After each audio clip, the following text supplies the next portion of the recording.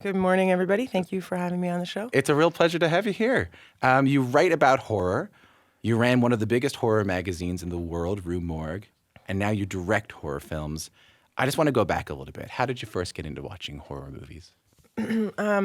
I guess it's sort of just been part of my DNA because ever since I was a little girl, my parents said that, since I could hold a pencil, I was writing scary stories and drawing pictures of monsters. And when I was 6, I was illustrating and writing and binding my own books. And they were like these choose-your-own-adventure books. And no matter which ending you chose, you died.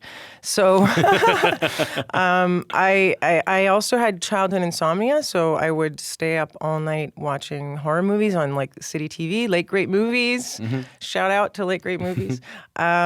And so I had my sort of horror education watching the Roger Corman cycle of Poe films, and the hilarious House of Frightenstein had a huge impact on me as a child because in the U.S. they have this, every big city had its horror host, right, who would like host a TV show and show, like usually B movies and talk about horror films.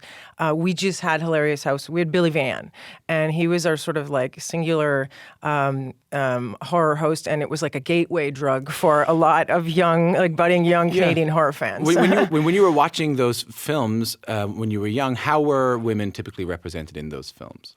Well, I mean, look, we can make sweeping generalizations, and people have many times that all horror movies are inherently sexist, which they're not. But yes, women have. There's a reason why the term scream queen exists, mm-hmm. right? Nowadays, it's a little bit antiquated and limiting that phrase, but it used to sort of encompass the idea that women were in horror movies to scream and make noise and run away from the killer. It's not always true, it's not universally true, because in the 80s we had the emergence of The Final Girl, right, which, an academic noticed, pointed out that, hey, not all women are in these movies to get naked and get killed. Some of them, in fact, especially The Final Girl, she noticed a trend that it was the women who were usually the resourceful, quick-witted ones who ended up outwitting the killer and sometimes killing him, right? And surviving at the end of the movie. Like in Scream. Yeah, but even before that, I mean, I guess the most famous final girl would be Ellen Ripley from the Alien films. Mm-hmm. But the reason why she's such a great example is because her character started off as a man, and Ridley Scott just cast a woman in the role and did nothing else. Like, he didn't instruct the screenwriters to go and do a polish on the script and ask to make Ellen Ripley more feminine or more mothering or whatever. So she is a little different than the final girls that appear in the sort of slasher films of the 80s, who tend to be the smart, virginal girl who, it's usually the ones who are doing the drugs and having sex are the ones that end up getting killed in horror movies, right? And it's those horror movies. It's the quote-unquote pure ones that end up surviving. Right. More often than not, yeah, that's the case. And in your segment of this anthology, The XX, you tackle some of the issues that have sort of plagued women in depictions of women in horror movies. The box is based on a short existential horror story by Jack Ketchum. Mm-hmm. And forgive me, I'm going to try my best. It tells the story of a young boy who peers into a shiny red gift box on the subway. Speaking of the box. What do you have there? She's reaching into her purse. That is the box. That is terrifying me right now because I saw the film. This is the box. Shiny red box. Is this the box from the film? This is the box from the film. So the little boy looks into the box and he sees, I'm not going to say what it is because I don't really know, sees something that changes everything. It's a story that plays with the idea of a single moment that you just can't go back from or escape. But what I find interesting is when you adapted the short story for the screen, you switched things around. In the short story, it was the father who was kind of the lead character trying to figure things out. In yours, it's the mother of the young boy. Susan is the main character. How does that story change when you make that decision?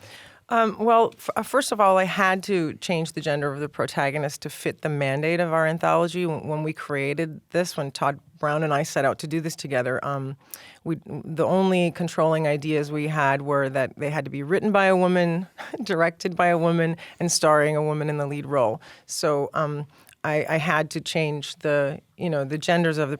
But when that happened, when I did that. All these new storytelling possibilities emerged. Suddenly, it could become about ambivalent motherhood. It could become about how not all women are meant to be mothers. It sort of reminded me. Reminded me of a woman in my personal life who told me that she had made it to 40 and done everything that she was supposed to do, married the guy she was supposed to marry, and had 2 kids with them. But then kind of got to 40 and went, I don't really like any of them. I don't know why I did this. Right.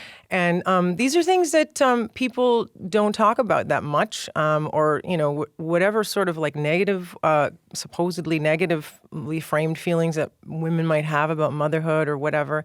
Now, in just a tiny shift of perspective, we have the possibility to tell these stories. Mm-hmm. And if you look at the history of cinema, 90% of all movies made in the last century have been made by men. So naturally, the points of view have been predominantly male, especially in the horror genre. So this is, the horror genre is in need of new perspectives, and this is why I think that, women are the next great frontier of horror cinema, because we bring with us just the possibility of new styles of storytelling, new perspectives. I want to talk a little bit more about Susan. You mentioned she's an unconventional type of mother, the kind of mother that doesn't get written about very much. She has trouble connecting with her son as he becomes detached. It's not this.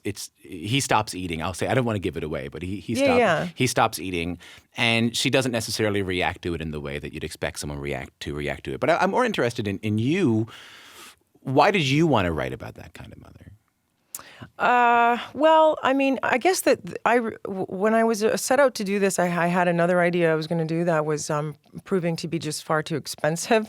And I remembered the box when I had read it years ago when it first came out, and it had won a Bram Stoker Award. And it was this amazing little existential horror story and about sort of, I love stories where the horror is taking place in a very otherwise very ordinary situation, and I just I guess the story connected with me in a way. Once it became about a woman, it connected with me in a personal way. Mm-hmm. I have some sort of my own mommy issues I can work out in it. Mm-hmm. But I love what you said about that. I read an interview with you one time, and you said that typically the decade in which the horror movie is made represents the anxieties of that generation. Is that right? Yeah, If you just take a cursory glance at the history of horror, you'll see that every decade, the horror genre is a great platform for us to express our fears, and you can see what we were collectively afraid of as a society. If you know what I mean, as a whole. If you look at just the 50s, for example, the kinds of movies that were emerging out of the 50s were a lot of alien invasion movies and invasion of the body snatchers, the idea of loss of personal autonomy. That's because we were all concerned about the Cold War and communism and the Red Threat, and and this tradition continues, right, throughout history. So it'll be really interesting to look back 10 years from now and see what kind of horror films emerged during over the course of the Trump administration. Because I think that watching the box, what I saw, I'm not someone who likes to watch a lot of horror movies because I guess I associate them with Saw, I associate them with gore, and I don't want to see that kind of thing. But they're not all like that. Exactly. You have to remember, Ingmar Bergman made a horror film, Stanley Kubrick made a horror film, Roman Polanski made a horror film. They don't have to be artless just because they're horror. And they can reflect, as the box does with this mother, it can reflect anxieties that we feel as a society. Yeah, I mean, obviously when Jack Ketchum wrote the story, it was the dads that were primarily, going to work and more distanced from their children. And I think nowadays more women can relate to having to balance a career and children, and we're seeing more women working and more stay-at-home dads, and so it's just nice to see a reflection of of the way that we live, our different lifestyles, and on screen, right? Right. It can't always stay the same. The project has been a long time coming. Your team started working on it 4 years ago. This all-female horror anthology ends up premiering the day after the Women's March. What was it like to release an all-female anthology like this in that environment? The energy at Sundance was palpable. I mean, So you put this out in Sundance? It premiered at Sundance. And there was a march there too, right? Yeah, there was a huge women's march. All the women directors, obviously, and everyone in town was marching. So, it really dovetailed quite perfectly with what was happening across the nation, which is, I believe, the world's largest protest now, I think, they're saying. So, we couldn't have predicted that 4 years ago when we started this journey, but now it's just as important as it was when we started 4 years ago, because the sort of, we're trying to address the woman director problem in entertainment, which is just 7% of all working directors are women. And that's a problem. And it's a complex problem with no easy solution, obviously. And despite, last year the ACLU got involved and was, going to investigate Hollywood hiring practices to see what are the barriers that women are facing. Why are they not getting hired? Because more than 50% of all film school graduates are women. Yeah.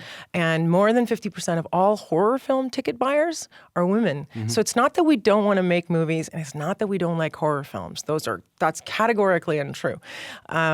So something is happening, and XX was something actionable that we could do, more than just make noise, because making noise helps, but and it wasn't just directors, something actionable. It was the crew. We tried to hire as many women on the crew as possible across all the segments. I mean, this was shot over 3 different countries and multiple unions. Lots of director lineup changes. There was a lot of challenges, making this movie. But it was important to us because the end result was us standing on that stage together at Sundance. And the political climate is such that women, particularly in the United States, are facing some very real fears of losing their personal rights and freedoms. So to see us all standing up there together in solidarity was a very powerful image, I think, for a lot of people. And I hope a lasting message to future generations of women filmmakers that no matter how bad things are, no matter how bleak it is, even with Orange Hitler in power, we can come together in solidarity, and if women help each other, we can make change happen. Jovanka, it's been such a pleasure speaking with you.